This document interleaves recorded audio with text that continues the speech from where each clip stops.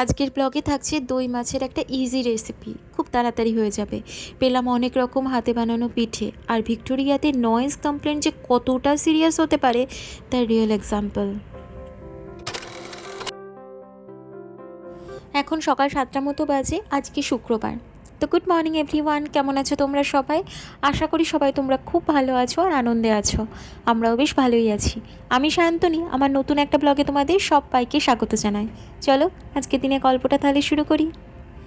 আজকে একটুখানি বারামুন্ডি ফিলে ছিল, মানে একটাই ফিলে ছিল, ওটা থেকে 4 পিস মাছ বার করে নিয়েছি। এই ফিলেগুলোতে তো কোনো কাঁটা থাকে না, তাই জন্য বারামুন্ডি মাছ মানে আমাদের ওখানকার ভেটকি মাছ, ওটাই এখানকে বারামুন্ডি মাছ বলা হয়। তো ওই মাছের একটুখানি দই মাছ রান্না করে দেবো, এটাই সোমনাথকে টিফিনে দেবো। এটাতে কাঁটা থাকবে না, তার ফলে ও চামচ দিয়ে ভালো করে খেয়েও নিতে পারে। আমি আর মিক্সার গ্রাইন্ডারটা এখন চালাচ্ছি না, একদম চপ করে নিচ্ছি এই চপারে, তাতেই হয়ে যাবে। ভালো করে কষাবো, ওতেই সমস্ত মশলা একদম মিশে যাবে। জানো তো, অনেক সময় অনেক আর্লি মর্নিং যখন কাজ করি, কিছু জিনিস আমাকে এখানে এসে মাথায় রাখতেই হয়। যেমন মিক্সার গ্রাইন্ডার চালানো, ভ্যাকুয়াম ক্লিনার চালানো, মানে ঘর টর পরিষ্কার করা। এইগুলো কিন্তু তুমি যদি সেই 5:30 6টার সময় ঘুম থেকে উঠে পাবো তখনই চালিয়ে দেবে, কিন্তু এগুলো চালানো যায় না। উইকডেজে রাত 10টার পর থেকে সকাল 7টার আগে পর্যন্ত যদি কোনো লাউড নয়েজ হয়, সেটা ইজিলি নেবারদের ডিস্টার্ব করতে পারে। আর উইকেন্ডে তো আরও বেশি লেট, মানে সকাল 9টার আগে যে কোনো লাউড নয়েজই অ্যাভয়েড করতে হয়। আর এই লাউড নয়েজের মধ্যে ভ্যাকুয়াম ক্লিনার হোক বা মিক্সার গ্রাইন্ডার, এই সমস্ত মানে খুবই রেগুলার ইউজের জিনিসপত্রও কিন্তু ইনক্লুডেড। মানে এর জন্য ফাইনও হতে পারে, মানে একবার এমনি ইন্ডিভিজুয়াল ফাইন $200 থেকে $500 পর্যন্ত হতে পারে, অস্ট্রেলিয়ান ডলার। আবার যদি রিপিটেড কমপ্লেন হয়, সেটা $1000 পর্যন্তও কমপ্লেন হয়। আমাদেরই এই যে পাশের অ্যাপার্টমেন্টে দুতিরা থাকতো, তোমাদের মনে আছে? তো ওদের না এই নয়েজ কমপ্লেন্টের জন্যই ওদেরকে বাড়ি পর্যন্ত ছাড়তে হয়। ওদের কি হয়েছিল না হয়েছিল আমি পরের ব্লগে বলছি, তার আগে রান্নাটা সেরে নিই। তোমরা দেখলেই মাছটা ভেজে তুলে রেখে দিয়েছিলাম, তারপর খুব অল্প তেল দিয়েছি। অল্প তেলেই পেঁয়াজটা ভাজা ভাজা মানে নিচে লেগেই যাচ্ছিলো, ভাজা ভাজা করে নিয়ে পেঁয়াজের সাথেই তো আদা রসুন কাঁচা লঙ্কা সবই ছিল, সবই ভালো করে ভাজা হয়ে যাওয়ার পর শুকনো মশলাগুলো একটুখানি জল দিয়ে ওর মধ্যে দিয়ে ভালো করে কষিয়ে নিলাম। শুকনো মশলার মধ্যে ধনে জিরে গুঁড়ো, হলুদ গুঁড়ো, সামান্য লঙ্কা গুঁড়ো, মানে কাশ্মীরি রেড মির্চ পাউডারটা ছিল। তারপর ওটা দিয়ে ভালো করে কষিয়ে নেওয়ার পর ওপর থেকে দিয়েছিলাম কাজু বাদাম আর পোস্তর পেস্ট, সেটাও কষিয়ে নিয়ে একদম শেষের দিকে দিলাম দই, ভালো করে মিশিয়ে নিয়ে ঘি আর গরম মশলা দিয়ে ঢাকা দিয়ে দিলাম। ব্যাস রেডি। এবার আমি এখন বেরোচ্ছি, এই দুপুরবেলায় আমি যাচ্ছি সৌমিকার কাছে। সৌমিকা আমার জন্য একটু পিঠে বানিয়েছে, ওইটা একটু নিয়ে আসতে যাব। আমি ট্রামের এই রাস্তাটা ধরে হেঁটে যাচ্ছিলাম, ট্রামে চাপিনি। তোমাদের একটা জিনিস দেখাই, এই যে হলুদ লাইনটা আছে দেখো, সবাই কিন্তু হেঁটে যাচ্ছে হলুদ লাইনটার এই দিক দিয়ে, কেউ কিন্তু হলুদ লাইনটা ক্রস করে ওখান দিয়ে যাচ্ছে না। আর এই হলুদ লাইনটার পরে যে জায়গাটা রয়েছে, ওই জায়গাটা হলো সাইকেল চলার জায়গা। ওইখান দিয়ে সাইকেল চলে বলে ওই জায়গাটাকে ক্লিয়ার রাখতে হয়, তারপরে কিন্তু ট্রাম দাঁড়ায়। ট্রাম যখন দাঁড়িয়ে থাকে তখন সাইকেলের যারা চালায় তারা একটুখানি ধীরে ধীরে যায় আর ট্রামের পিছনে দাঁড়ায়, যার ফলে মানুষের যেতে আসতে মানে ট্রামে উঠতে বেরোতে কোনো অসুবিধা হয় না। এখানে একটা বিয়ে হচ্ছিল, একটু দাঁড়িয়ে দেখলাম। সৌমিকার সাথে দেখা হয়ে গেছে, ওর থেকে খাবারটাও নিয়ে চলে এসেছি, বাড়িতে এসে গেছি এখন দুপুরবেলা। দেখো পিঠের মধ্যে দিয়েছি চিতই পিঠে, পাটিসাপটা, আর তার সাথে দিয়েছি ভাপা পিঠে।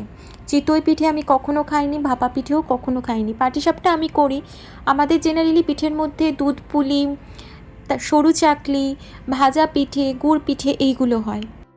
তো আমি এখন একটা পাটিসাপটা খাবো।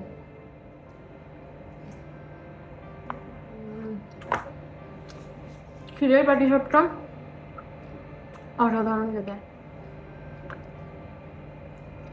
দারুণ।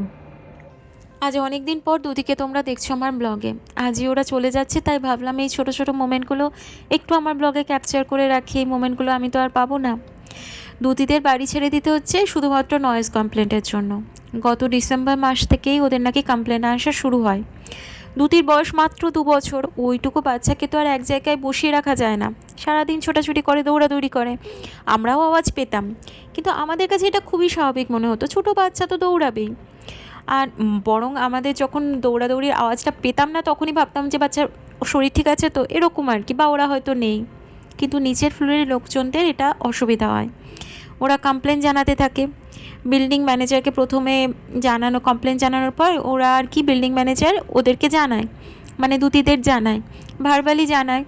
কিন্তু একটা ছোট বাচ্চাকে তো এক জায়গায় বসিয়ে রাখা যায় না, এটা পসিবল নয়।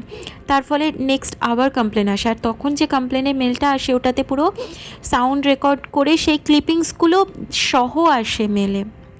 মানে এটা মানে সাংঘাতিক। কেউ একদম মানে যখন ও আওয়াজ করছে সেই আওয়াজগুলো বারংবার হচ্ছে, সেই ক্লিপিংসগুলো দিয়ে মেল করে পাঠানো হয় 6-7টা, আমাদের দেখিয়েও ছিল।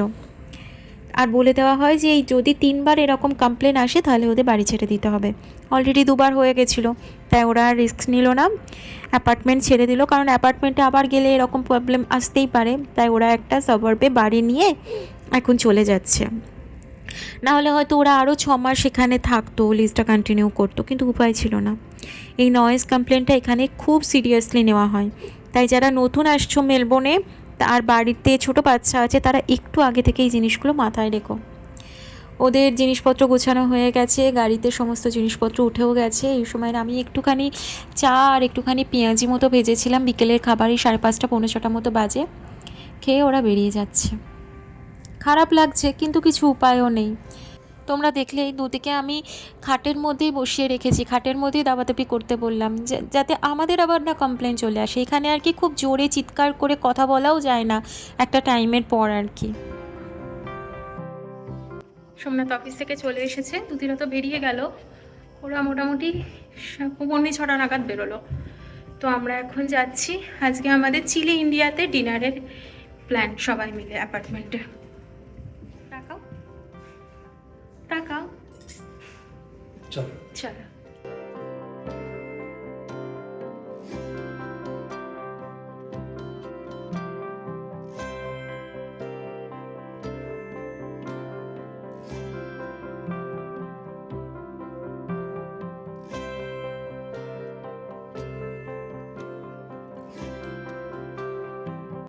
আমার সামনে যাকে দেখছো ওর নাম হলো অস্মিতা, ও বাঙালি।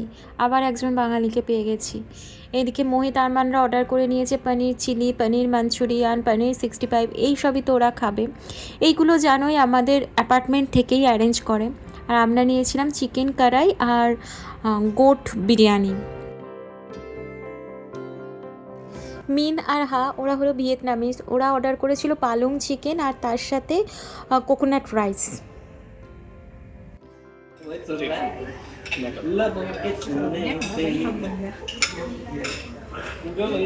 Take one bite and give review. Give review? Yeah.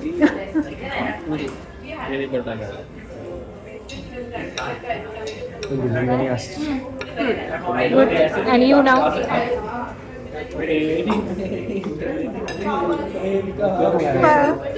Enjoy. আমাদের খাবারও চলে এসেছে, মাটন বিরিয়ানি মানে গোট বিরিয়ানি। এটার নামটা একটু অন্যরকম ছিল, আমি এখন মনে করতে পারছি না। চিলি ইন্ডিয়াতে কারি পাতার ওই ফ্লেভারটা থাকে বলে আমার অতটা চিলি ইন্ডিয়ার খাবার ভালো লাগে না, খুব স্ট্রং থাকে কারি পাতার ফ্লেভারটা। আর এর সাথে কড়াই চিকেনটাও বেশ ভালোই লাগছিল। আর তবে আমার ইন্ডিয়ান রেস্টুরেন্টের মধ্যে দেশি ধাবারটা আরও ভালো লাগে, দোসা হাটের ভালো লেগেছে, আর ফ্লোরারটাও ভালো লাগে। এখন বাড়ি ফিরছি, বাড়ি ফিরে রাত 10টা বাজে মতো। এখন চিতই পিঠে খাচ্ছি। চিতই পিঠেটা ভীষণ নরম হয়েছিল, আর সবথেকে ভালো লাগছিল কেউ এতটা পরিশ্রম করে আমার জন্য পিঠে বানিয়ে দিয়েছে। নিজেকে ভীষণ লাকি ফিল হচ্ছিল। তো চলো আজকের ব্লগটা আমি এখানেই শেষ করছি। যদি কিছু ভালো লেগে থাকে ছেড়ে যাওয়ার আগে অবশ্যই চ্যানেলটা সাবস্ক্রাইব করো, লাইক করো আর কমেন্ট করে আমার পাশে থেকো। দেখা হচ্ছে নতুন একটা ভিডিওর সাথে, নতুন একটা দিনের সাথে। ততদিন পর্যন্ত সবাই ভালো থেকো, সুস্থ থেকো। আজকে আসছি, টাটা, গুড নাইট।